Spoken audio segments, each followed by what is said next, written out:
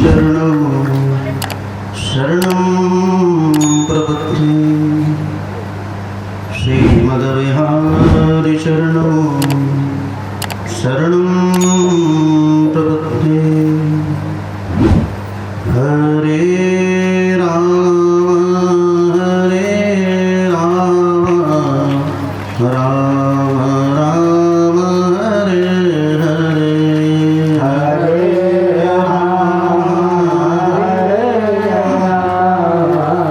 राम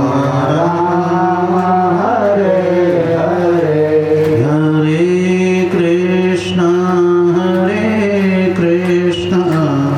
कृष्ण कृष्ण हरे हरे। हरे कृष्ण कृष्ण कृष्ण हरे हरे।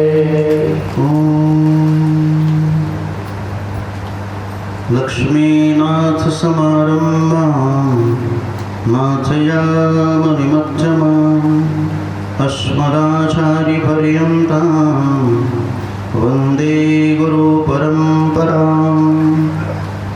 श्रीवत्सवंशकलशोदधिपूर्णचन्द्रं श्रीकृष्णसूरितनयं सुधियं सलीलं श्रीमज्जगद्गुरुदेव षड्लक्षधन्यं श्री श्रीनिवासगुरुवर्यमाश्रयेऽहम्। कासायं यज्ञसूत्रं शुचिवपुषि तथा शूद्रपुण्ड्रं च भावः। यस्यास्ते दक्षिणहस्ते कलिकुमतिगिरिं नन्दवज्रं प्रदन्नं संसाराग्ने प्रसन्तैर्भृतजलमबलं दारुपात्रं पवित्रं श्रीविश्वक्सेनसूरिः पदकमलयुगं श्रेयसे संशयामि।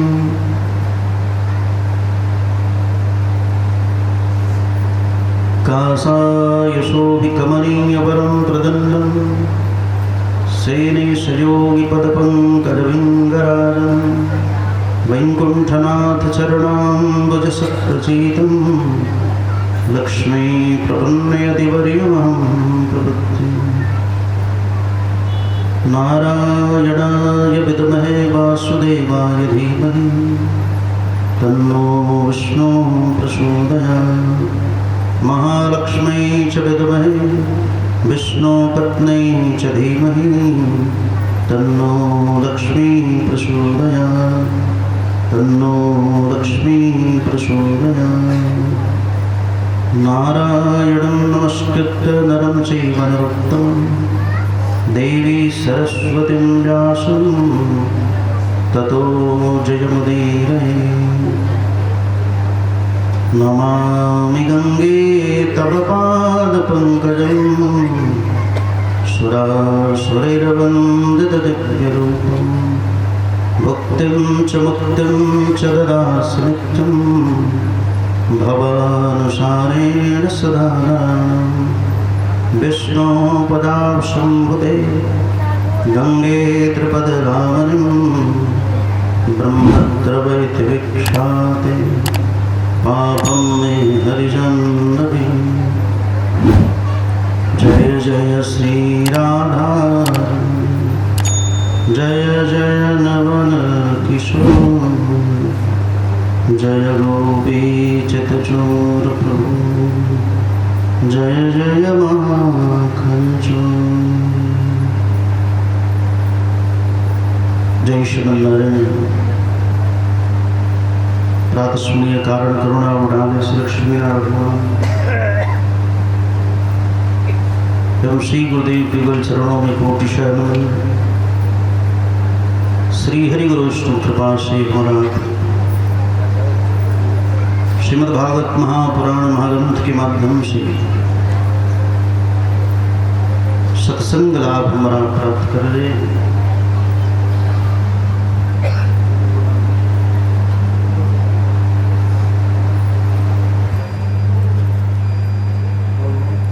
जय राम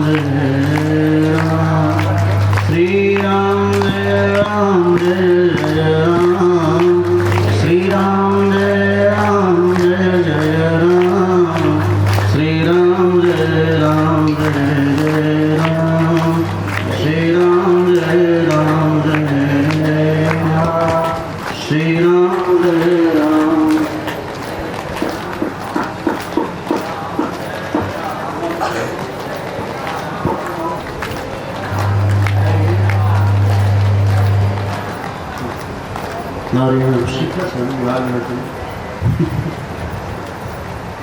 श्री भक्तवत्सल भगवान की, श्री लक्ष्मी नारायण भगवान की। इस प्रकार इस चतुर्मास अंतर्गत हमारा श्रीमद्भागवत महापुराण के माध्यम से श्रीमद्भागवत महापुराण का सबसे बड़ा उपाख्यान और सबसे दिव्य उपाख्यान कपिल उपाख्यान हमारा सुनने का लाभ हमारा इस शरीर से प्राप्त कर रहे हैं। जो करदम ऋषि जी महाराज ब्रह्मा की छाया से स्वयं प्रकट हुए हैं, जिनका विवाह प्रथम मानव मनु जी महाराज की मध्यमा पुत्री देवहूति के साथ हुआ। 10,000 वर्षों तक दिव्य तप किया और तदुपरांत आकर के भगवान ने अपनी तरफ से प्रस्ताव रखा कि मैं आपके यहाँ पुत्र बन करके आना चाहता हूँ। आज तक जिन्होंने भी तप किया उन्होंने भगवान से मांगा कि आप जैसा पुत्र चाहिए, लेकिन करदम के चरित्र की विशेषता ये है कि स्वयं भगवान ने अपनी तरफ से प्रस्ताव रखा है, मैं आपके यहाँ पुत्र बन करके आना चाहता हूँ। सोचो कितना दिव्य तप होगा करदम का, जिसको स्वयं भगवान नारायण पिता रूप में वर्णन करना चाहते हैं। इसलिए करदम को आकर के भगवान ने कहा मैं आपके यहाँ पुत्र बन करके आना चाहता हूँ। परसों स्वयं मनु जी महाराज अपनी मध्यमा पुत्री को लेकर के आएंगे, आप विवाह कर लेना। और तब जाकर के करदम का विवाह हुआ है देवहूति के साथ। 1000 वर्षों तक सेवा करती रही। सोचो अद्भुत तपस्या है करदम का, देवहूति का अद्भुत त्याग है। उस काल की उस समय की विश्व सुंदरी है वो, उस समय की विश्व सुंदरी विश्वावसु गंधर्व आकाश में अपने आप में जा रहा था विमान से। देवहूति ऊपर छत के ऊपर गेंद खेल रही थी। इतनी सुंदरी थी कि देख करके मोहित होकर के बेचारा लुढ़क करके गिर गया। देखते देखते गिर गया ऊपर, छत के ऊपर अपने आप विमान से नीचे गिर पड़ा। इतनी सुंदरी, लेकिन तदुपरांत भी यहाँ विवाह होने के उपरांत एक बार भी उनके तरफ उस भावना से दृष्टि नहीं गई। 1000 वर्षों तक मैया सेवा की। प्रतिदिन पुष्प लेकर के आती, जल लेकर के आती, पत्र पुष्प आदि, यानी पूजन की सारी व्यवस्था। लेकिन तदुपरांत भी एक बार ध्यान नहीं, अंत में 1000 वर्ष बाद जब एकदम वृद्ध हो गई तब गया करदम का ध्यान। कहा कि हे देवी आप हैं कौन? तब अपने आप में उन्होंने बताया मैं मनोनंदनी हूँ और हमारा पाणी ग्रहण संस्कार आपके साथ हुआ है। तब कहा तुष्टो हम मानवी मान राजा, आपकी सेवा से मैं बड़ी प्रसन्न हो गई हूँ। आप वर मांगो क्या चाहिए, मैं आपकी सेवा से बड़ी संतुष्ट हूँ, आप वर मांगो। मैया कहा कि अरे आप भूल गए क्या, आप यहाँ स्वयं भगवान पुत्र बन करके आना चाहते थे और हमारा पाणी ग्रहण संस्कार आपके साथ हुआ है। इशारा समझ गए कि पुत्र की प्राप्ति की इच्छा है। संकल्प मात्र से अपने आप में कामक विमान की रचना कर डाले, जो कामना के अनुसार गमन करने वाला है। और उस विमान की विशेषता क्या है पता? उसमें क्रीड़ास्थली भी है, सैन्य कक्ष भी है, भोजन की सारी व्यवस्था है, भोग की सारी व्यवस्था है। यानी जो ही आंख बंद करो स्मरण करो तो अपने आप में रसगुल्ला आ जाए, रसमलाई आ जाए, हैं?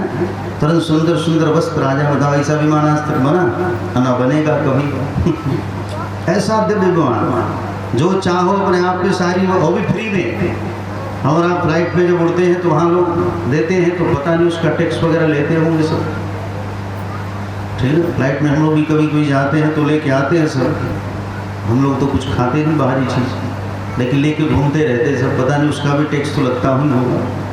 इस प्रकार लेकिन वहाँ पर न डीजल डालना न पेट्रोल डालना, मन की गति से चलने वाला। सोचो, अभी सोचा कि हम बद्रीनारायण चले गए, अभी बद्रीनारायण पहुँच गया, ऐसा विमान। और उस विमान को लेकर के जितने भी धरती पर खूब सुंदर सुंदर उद्यान थे, बगीचे थे, सबने भ्रमण किया। उसी प्रकार हमारे चैत्रवन में भी पधारे, जिसका नाम चैत्रथ वन था, यहाँ भी आ गया। और तदुपरांत अपने आप में 1 2 नहीं 9 पुत्रियां प्रकट हुई। सोचो, 1 2 नहीं 9 पुत्रियां। हमारा आप जैसे नहीं कि उदास हो गए, 1 पुत्री हो गए तो उदास हो गए, नहीं, 9 पुत्रियां हुई, बड़ी प्रसन्न हो गए करदम कि चलो 1 2 की क्या करें, 9 यज्ञ करने का फल तो प्राप्त होगा। बड़ी प्रसन्न हो कि 9 यज्ञ करने का फल तो हमें मिलेगा बैठे बैठे। भाई टेंशन भी नहीं कि अपने आप पे कैसे विवाह होगा, उसकी चिंता नहीं। कमंडल उठाए, जाने के लिए तैयार हो गए। मैया ने अपने आप में तुरंत अपने पैर के अंगूठे के नख से जमीन को खोलेगा, इशारा समझ के कुछ कहना चाहती, क्योंकि अभी तो 9 पुत्रियां ही प्रकट हो, तो भगवान आने वाले हैं कपिल। तब जाकर के फिर गर्भाधान हुआ तो 10वें अपने आप में पुत्र के रूप में स्वयं भगवान कपिल का प्रादुर्भाव हुआ। बोलो कपिल नारायण भगवान की। और तदुपरांत अपने आप में कपिल जी महाराज ये पीछे की कथा सुना रहे, क्योंकि जो नए आए होंगे समझ जाएंगे, ठीक है। इन्हीं की वजह से भी बउआ वह कथा सुनाओ तो फिर से जैसे सीरियल आदि देखते हो ना, तो रिकैप सुनाता पहले क्या सुनाया था और क्या दिखाना, उसी प्रकार हमने भी संक्षिप्त रूप से पहले वाली बता रहे, ताकि जो नए लोग होंगे उनको अच्छी तरह से समझ में आ जाए। जिस प्रकार कपिल का प्रादुर्भाव हुआ, करदम ऋषि जी महाराज कपिल नारायण की प्रदक्षिणा करें और जंगल में चले गए और अल्पकाल में मोक्ष की प्राप्ति कर ली। सोचो, अब सोचने की विषय ये है, हम आपकी तो बताओ, जिसको अष्टभुजी का दर्शन हो गया, शंख चक्र गदा पद्म ढाल तलवार तीर धनुष, जिसको अष्टभुजी का दर्शन हो गया, चतुर्भुजी का दर्शन हो गया, शंख चक्र गदा पद्म, भगवान स्वयं नारायण अपने आप में पुत्र बन करके आए, अब कौन से भगवान का दर्शन करने जाएगी। तो आप सब समझते हैं भगवान का एक विराट स्वरूप है, अनंत स्वरूप है, जिसका अपने आप में कोई अंत ही नहीं है, ठीक। जी की अनंत सिर है, अनंत भुजाएं, ये तो संक्षिप्त में बनाया ना पीछे बैनर में। बहुत विराट है भगवान, उनकी कोई तुलना ही नहीं, अनंत अपने आप में हाथ हैं, अनंत सिर है ठाकुर की। ऐसे भगवान का दर्शन करने के लिए करदम जंगल में चले गए, अल्पकाल में मुक्ति को प्राप्त कर लिया, ठीक। लेकिन विवाह करके गए, सारी कन्याओं को ब्रह्मा अपने आप में देखने के लिए भगवान को आए, कपिल का प्रादुर्भाव हुआ, भगवान दर्शन करने के लिए भगवान कपिल नारायण का आए। ब्रह्मा जी महाराज, ब्रह्मा 9 वर्ष स्वयं लेके आ गए। आप अगर भगवान के आश्रित होकर के रहोगे तो आपकी व्यवस्था भगवान स्वयं संभाल लेंगे, लेकिन पूर्ण रूप में भगवान पर रहना पड़ेगा, पूरा विश्वास भगवान पर। पूर्ण रूप में भगवान पर अगर आपका विश्वास है, आप कहीं भजन करो, कहीं कुछ भी करो, आपकी सारी व्यवस्था ठाकुर जी संभाल ले। चिंता करना नहीं पड़ा, दूल्हा खोजना नहीं पड़ा, वर लेकर के ब्रह्मा स्वयं आ गए। वो सारी कन्याओं का अपने आप ही विवाह ऋषियों के साथ हो गया। ये अनुसुईया गर्दन की पुत्री हैं, जिनका विवाह त्रि के साथ हो गया। सोचो, सारी अपने आप में कन्याओं का ऋषियों के साथ ही हुआ, खोजना नहीं पड़ा। और तब जंगल में जाकर के अल्प समय में मुक्ति प्राप्त कर ली। एक दिन सरस्वती नदी के तट पर जो बिंदु सरोवर है, ये बिंदु सरोवर आप सब जानते कैसे प्रकट हुआ। जब ब्रह्माए भगवान जब प्रकट होकर के आए, भगवान ने देखा करदम के तप को, बड़ी प्रसन्नता हुई। दोनों मिले और दोनों एक दूसरे को देख करके इतने प्रेम विह्वल हो गए कि नेत्र से अश्रुधार बहने लगा। और वही अश्रुधार अपने आप में जब गिरा तो बिंदु सरोवर प्रकट हो गया। उसी प्रकार मानसरोवर का भी प्रकट हुआ। जब सबसे पहले ब्रह्मा का अपने आप में सृजन हुआ, प्रथम पुत्र ब्रह्मा को जब भगवान नारायण ने देखा, वो दोनों गले से लगाया है, हृदय इतना द्रवीभूत हुआ, दोनों के नेत्र से सुधार निकले, वही मानसरोवर प्रकट हो गया। ठीक है, जिससे सरयू आदि नदियाँ निकली हैं। तो इस प्रकार ऐसे कर्दम ऋषि जी महाराज ने मुक्ति भक्ति को प्राप्त कर लिया। अंत में कौन बचा? देवहूति घर में रही अपने आप। एक दिन कपिल नारायण आराम से बैठे थे, जो ही बैठे थे मैया ने दर्शन किया। हाँ हाँ हाँ, बड़ी सुंदर लग रहे हैं ठाकुर, भगवान तो सुंदर है ही भाई।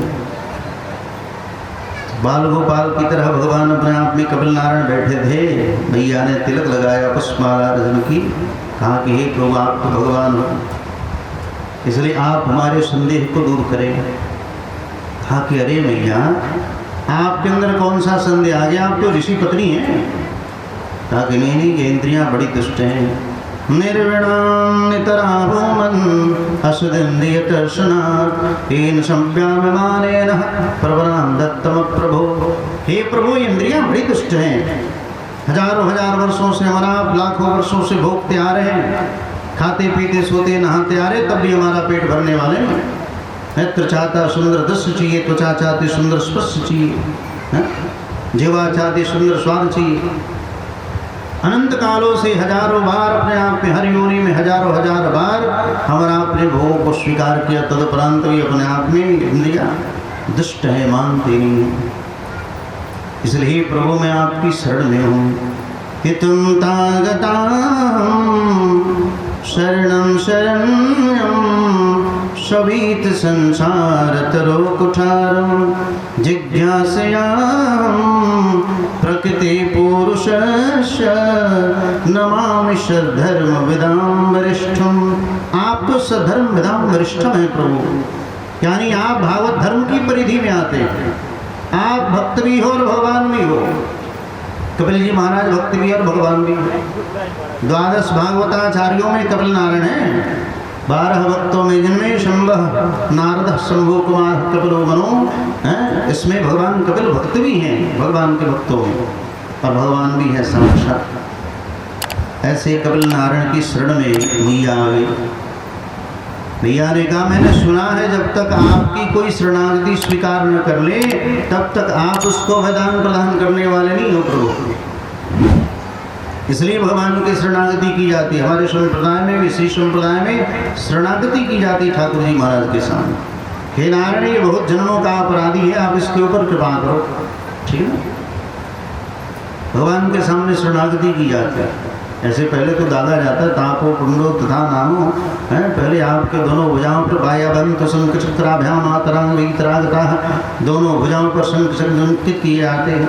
आपके ऊपर दिव्य तिलक दिया जाता है भगवान का, आपका नाम बदल दिया जाता है। ठीक है, इसके बाद अंत में अपने आप में शरणागति कराई जाती है, मंत्र देकर के कान में। देखो, मंत्र कान में ही देना चाहिए। अब तो नए जमाने में लोग माइक से ही मंत्र बोल देते हैं, लेकिन मंत्र माइक से नहीं बोलना चाहिए। मंत्र गोपनीय है ना, उसको छिपा के रखना चाहिए। एक साधारण नकिया में का कहा, जो भी हो नकबुल्ली जो भी हो, एक छोटी सी नकबुल्ली या नथुनी थी, हाँ नथुनी, ठीक है, तो छोटी सी नथुनी सोने की सोचो, उसको पहले लाल कपड़े में अपने आप में लाल कागज में देते हैं लोग, सुनार वगैरह, फिर उसको प्लास्टिक के डिबिया में रखा जाता है, फिर बड़ी सी अपने आप में डिबिया में, और फिर ले जाकर के हमारा अलमारी के लॉकर में उसको छिपा के रखते। बताओ, एक छोटी सी सोनी कितनी व्यवस्था करते हैं हमारा। और जो मंत्र आपका कनेक्शन परमात्मा से जुड़ने वाला है उसको खुलेआम बाजार में हमारा बेचने लगे नहीं। मंत्र देखने में छोटा है लेकिन वो छोटा नहीं है। इस आत्मा का अपने आप में परमात्मा से कनेक्शन कराने वाला मंत्र ही है। जैसे आपको 5 फ्लोर तक अपने आप में पानी पहुंचाना हो 5 तला बिल्डिंग पे, तो वहाँ यंत्र की व्यवस्था होती है, घर से अपने आप में मोटर चलेगा और पानी वहाँ पहुँच जाएगा। उसी प्रकार इस जीवात्मा को परमात्मा से जुड़ना है तो गुरुजनों के द्वारा मंत्र ही करके भगवान में अपने आप में लगो। आपका कनेक्शन यहाँ बैठे रहोगे, आपका लिंक वहाँ तक जुड़ा रहेगा। ठीक, इसलिए किसी संत महापुरुषों से दीक्षा लेकर के तब वहाँ तक पहुँचना चाहिए। दूसरा कोई उपाय नहीं। आप चाहो कि डायरेक्ट पहुँच जाएंगे, मरी जाओगे आप। कोई डायरेक्ट भगवान को जानने की इच्छा रखेगा, उसको सती की तरह जल करके मरना पड़ेगा। सती भी अपने आप पे जानना चाहती कि अरे भगवान नहीं हो सकता, लता पताओं से पूछने वाला है, हे सीते हमारी जानकी कहाँ है, लता पताओं से पूछ रहा, बताइए भगवान का क्या संदेह हो गया मैया के अंदर। जबकि उनके सामने उनके पतिदेव जय सच्चिदानंद जगपावन कह करके प्रणाम कर रहे हैं, उनको विश्वास कर लेना चाहिए नहीं ब्रह्म या श्रेष्ठ है तब तो भगवान शिव प्रणाम कर रहे हैं। अपने से श्रेष्ठ का अनुसरण करना चाहिए, अपने से बड़े लोग जो करते हैं उसका अनुसरण करना चाहिए, ठीक है, उस पर संदेह नहीं करना चाहिए। मैया ने संदेह कर लिया, तब भगवान ने कहा शिव ने, देखो देवी आप जाओ, आपको विश्वास नहीं परीक्षण करके आए जाओ।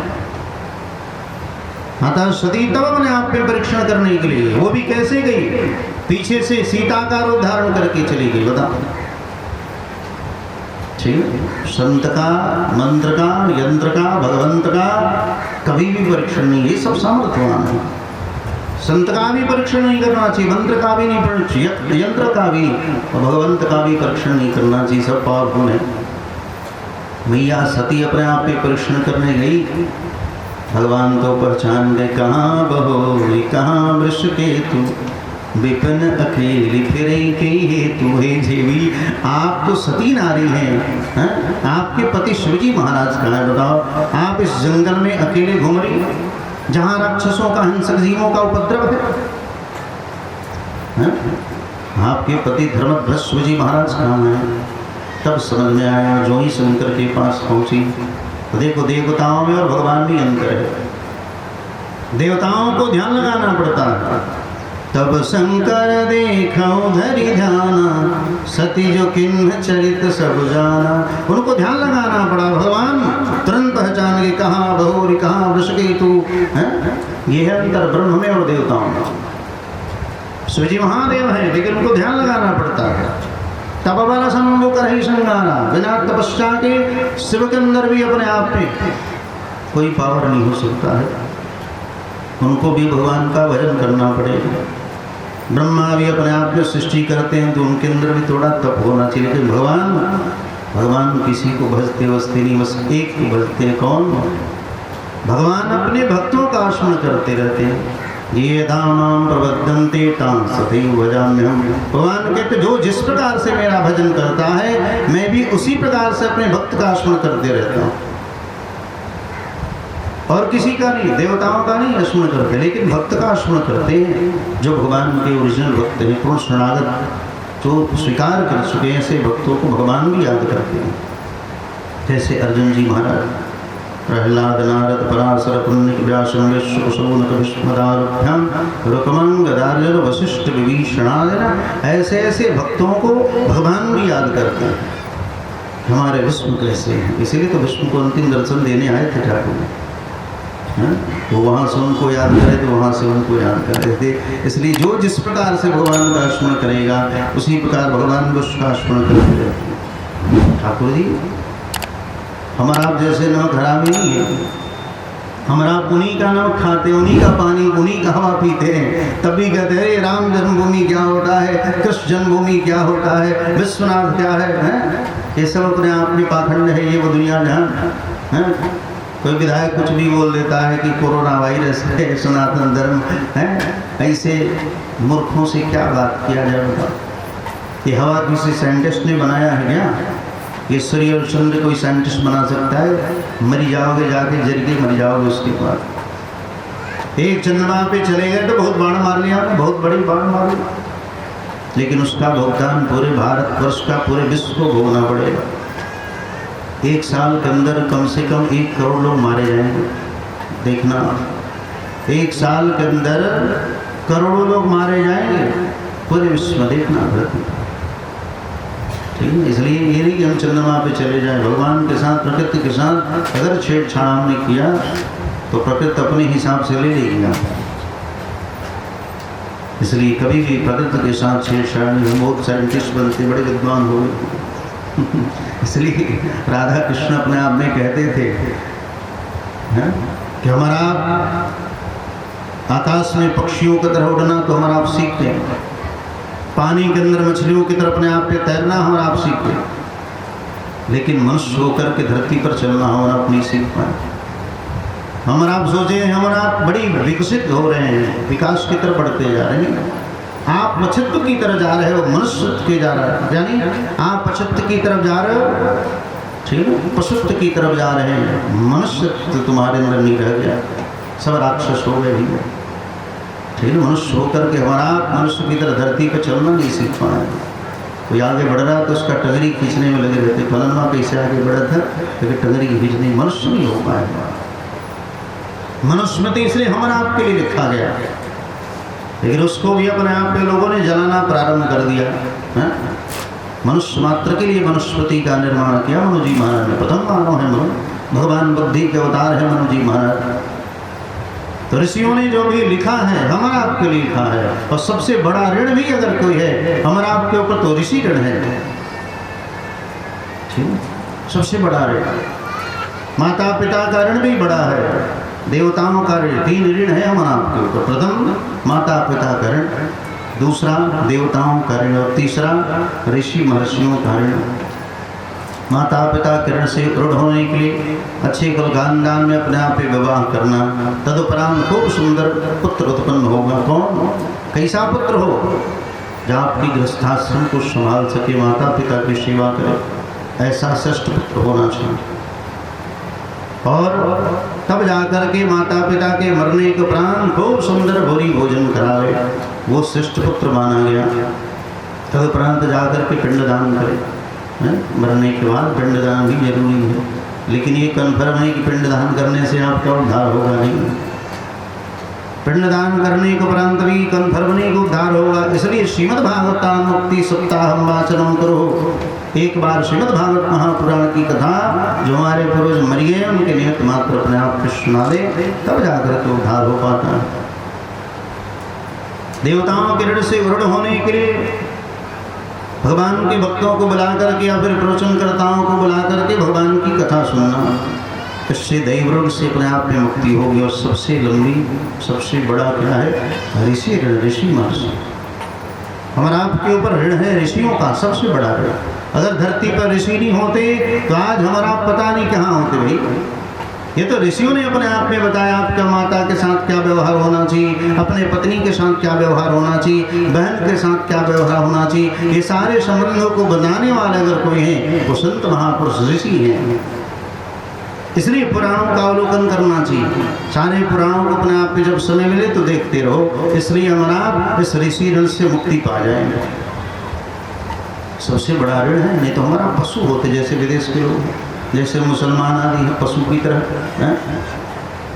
बहन से बेटी से अपने आप में विवाह कर लिया, बता उनमें कोई अपने आप में चलता नहीं, ऐसी अवस्था उन लोगों के अंदर। और विदेश में चले जाओ तो पूछो, विदेश में तो आज अपने आप में पत्नियां बेचारी पति के मरने के उपरांत अपनी कब्र पर पंखा झेलती रहती, जल्दी सूख जाए, क्योंकि जब तक कब्र सूखेगा नहीं तब तक नया विवाह होगा। एक बार हमारे स्वामी विवेकानंद विदेश की यात्रा में गए तो क्या देखा, एक स्त्री अपने आप में सुबह से लेकर के शाम तक कब्र पर पंखा झेल रही है। पर ये सन्यासी महात्मा बेचारे एक टक देख रहे हैं, जबकि एक टक स्त्रियों को नहीं देखना चाहिए, सीसी सन्यासी को। और सुबह से शाम देखते रह गए। अंत में वो संध्या के समय आई, कहा कि देखने से तो आप भारत के महात्मा दिख रहे हैं, और आप हमें देख रहा कि क्या बतावें देवी, हमारे यहाँ तो नियम है नारी घर द्वार शरीर चिताया, नारी घर के दरवाजे तक रह जाती, शरीर चिता तक जाता है। और हमने देखा कि आप स्वयं कब्र पर पंखा जले। कहा कि नहीं ऐसी कोई बात नहीं, मैं तो पंखा इसलिए झेल रही हूँ, ठीक है, ताकि हमारे पति का कब्र सूख जाए, क्योंकि जब तक पति का कब्र सूखेगा नहीं तब तक नया विवाह करूँगी। तब कहा स्वामी विवेकानंद जी महाराज ने, धन्य हमारा भारतवर्ष और धन्य है भारतवर्ष की संस्कृति, जहाँ अपने आप में एक बार विवाह होता है तो 7 जन्मों का निर्वाह किया जाता है। सोचो, एक जन्म अपने आप में रिलेशन हो जाए तो 7 जन्मों तक समझो कि वही पति पत्नी बेचारे बनते रहेंगे। इस प्रकार भले ही किसी योनि में चले जाए। जैसे एक दिन कथा सुनाए थे ना शिव महापुराण का, कार्तिक महात्म्य की कथा एक दिन सुनाया था। एक हलवाई और एक हलवाई था बेचारा शेष सेठ, दोनों चटोर समझते थे। तो बेचारे हलवाई ने अपने आप में जो भी बनता उठा के टप से मुंह में डाल दिया, करा में से निकाले मुंह में डाल दिया। परिणाम क्या हुआ, बिना भगवान को भोग लगाए अपने आप में खा लेते। तदुपरांत अपने आप में जब मरे तो मरने के उपरांत जो पत्नी थी वो अपने आप में खीरी बनी, चावल की सफेद सफेद खीरी होती ना छोटी छोटी, वो खीरी बनना पड़ा। और ये बेचारा अपने आप में चावल का घोन बना उसका पति, यानी अगले जन्म में फिर अपने आप में पति पत्नी बन गया, लेकिन चावल घोन बेचारा अपने आप में बना। जिस प्रकार कार्तिक अपने आप में चतुर्दशी को जब स्नान किया तब जाकर के उद्धार हुआ, खीरी का तो उद्धार हो, ये स्नान किया ही नहीं तो अगले जन्म में राजपुत्री बन करके आई और ये बता गधा बन के आया। बता नहाया नहीं अपने आप में, स्नान कर लिया होता तो इसका भी उद्धार हो गया होता, लेकिन नहीं। इसलिए भैया जन्म जन्म में अपने आप में यहाँ रिलेशन हुआ, कीरी बनना पड़ जाए। इसलिए अधिक चटोर नहीं होना चाहिए। कितना लोग हम देखें ना, आदमी कोई देखते। एक जगह हमने देखा एक व्यक्ति था अपने आप में मीठा लेके सामने से आ रहा था, लेकिन वो खाली यहाँ की बात नहीं दूसरी जगह टप से उठा कर मुंह में डाला, नहीं बताओ इस दूसरा खाएं कि नहीं रहती, दूसरे के लिए लेके आया, पहले उधर ही अपनी इच्छा तुरंत अपने आप में टप से मारा। नहीं, बिना भगवान को अपने आप में भोग लगाए स्वयं नहीं लेना चाहिए, कैसी भी परिस्थिति हो जाए। ठाकुर जी को स्वीकार करा के तब अपने आप में लो, ठीक है। यानी कि बड़ी माँ चीज लागे तो पहले अपने भोग लगाएगी। इस प्रकार ऐसी व्यवस्था होना चाहिए। तो ऋषि महर्षि अपने आप में कपिल जी महाराज के सामने मैया अपने आप में बैठ की करबद्ध होकर तो तब जाकर के कपिल नारायण ने अपने आप को सुनाना प्रारंभ किया। देखो देवी, अहंकार पूर्वक अपने आप में कोई भी कार्य नहीं करना चाहिए। अहंकार पूर्वक किया गया कार्य भगवान का सब जो अहंकार भोजन है, ठाकुर जिसको खा जाते हैं। किसी का अहंकार आज तक रहा क्या? ना रहेगा। ये भगवान का अगर भक्त भी है तब भी अहंकार आया, इसलिए भगवान के ऊपर अहंकार होना चाहिए, आचार्य के ऊपर होना चाहिए, अहंकार नहीं है। दम्भो दर्पोर्वानश्च, लेकिन हमने किया ये अहंकार है, हमने किया, हम ये अहंकार है, हम इतना किए, ये करेंगे। इसलिए अहंकार पूर्वक किया गया अपने आप में कर्म आपका पतन कर सकता है। जैसे नाजा निग, जिन्होंने इतने गायों का दान किया उसकी कोई तुलना नहीं। राजा नहुष, जिन्होंने 100 अश्वमेध यज्ञ करने के उपरांत भी सर्प बनना पड़ा। सोचो, कर्मकांड की कौन सी व्यवस्था अपने आप इनसे नहीं बनी होगी बताओ, लेकिन तदुपरांत भी अपने आप में नीचे गिरना पड़ा, सर्प बनना पड़ा। 100 अश्वमेध यज्ञ करने वाले, करोड़ों अरबों गाय दान करने वाले। सोचो, राजा निगदी महाराज, जिनको अपने आप में स्वयं गिरगिट बनना पड़ा। भगवान के सामने भी अपने आप ने कह दिया आप हमें नहीं जानते, भगवान ने कहा हम कछुना नहीं जानते। यावत दो शुक्ता भूमि, यावत दो तारका, यावत दो वस्तारा सत्तावधि अनस्का। उन्होंने कह दिया मैंने इतने गायों की दान किया, उसकी कोई घटना नहीं। यावत तो शुक्ता भूमि, उस भूमि के एक रजकणों को गिना जा सकता है, लेकिन मैंने अपने जीवन में इतने गायों का दान किया, उसकी कोई घटना नहीं। बारिश की बूंदों को गिना जा सकता है, लेकिन मैंने अपने जीवन में इतने गायों का दान किया, उसकी कोई घटना नहीं। भगवान ने कहा तब गिरगिट बन जाओ। भगवान के सामने कह देते सरकार आप सामर्थ्यवान है, सर्वज्ञ सब जानते हैं, बस इतने में काम नहीं जाता। लेकिन नहीं, अहंकार पूर्वक अपने आप ने कह दिया। इसलिए साधु भाई